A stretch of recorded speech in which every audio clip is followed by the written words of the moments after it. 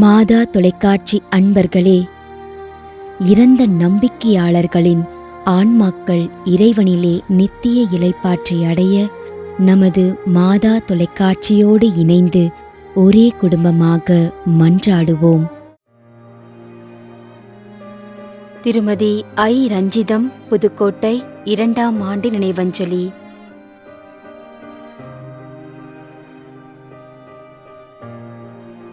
ஏ. இருதயராஜ், 3ஆம் ஆண்டு நினைவஞ்சலி.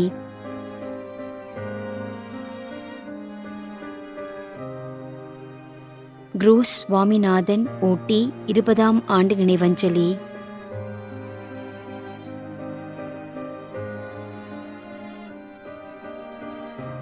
திரேசா செல்வம்.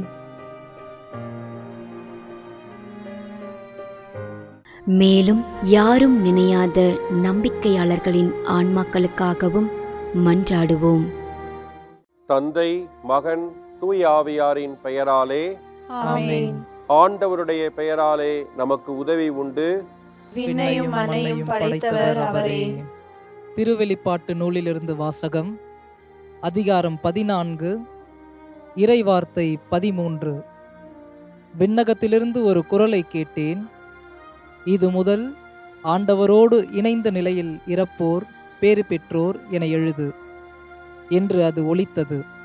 அதற்கு தூய ஆவியார், ஆம், அவர்கள் தங்கள் உழைப்பிலிருந்து ஓய்வு பெறுவார்கள், ஏனெனில் அவர்களின் செயல்கள் அவர்களை பின்தொடரும் என்று கூறினார்.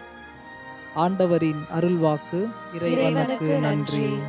நம்மிடையே வாழ்ந்து இறந்து போன இறைவனின் அடியார்களுக்காகவும், மேலும் குறிப்பாக மாதா தொலைக்காட்சி வழியாக நீத்தார் நினைவில் இன்று நினைவு கூறும் இறைவனின் அடியார்கள் அனைவருக்காகவும் மன்றாடுவோம். விண்ணுலகில் இருக்கின்ற எங்கள் தந்தையே, உமது பெயர் தூயது என போற்ற பெறுக. உமது ஆட்சி வருக.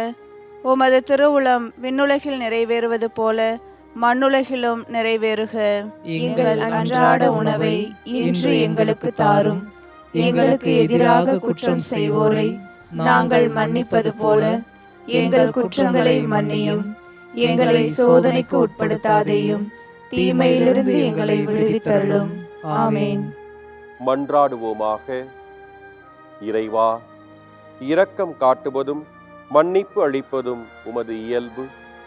ஆகையால் உமது திருவடிகளுக்கு வந்துள்ள இன்று நாங்கள் நினைவு கூறும் ஆன்மாக்கள் மீது இரக்கம் கொண்டு அவர்களுடைய குடும்பத்தார் மற்றும் மாதா தொலைக்காட்சி குடும்பம் செலுத்தும் ஜெபங்களை ஏற்று அவர்களது குற்றங்களையும் அவற்றிற்குரிய தண்டனையும் மன்னித்து அமைதியையும் முடிவில்லா வாழ்வையும் தந்திடுமாறு எங்கள் ஆண்டவராகிய கிறிஸ்து வழியாக உம்மை மன்றாடுகிறோம்.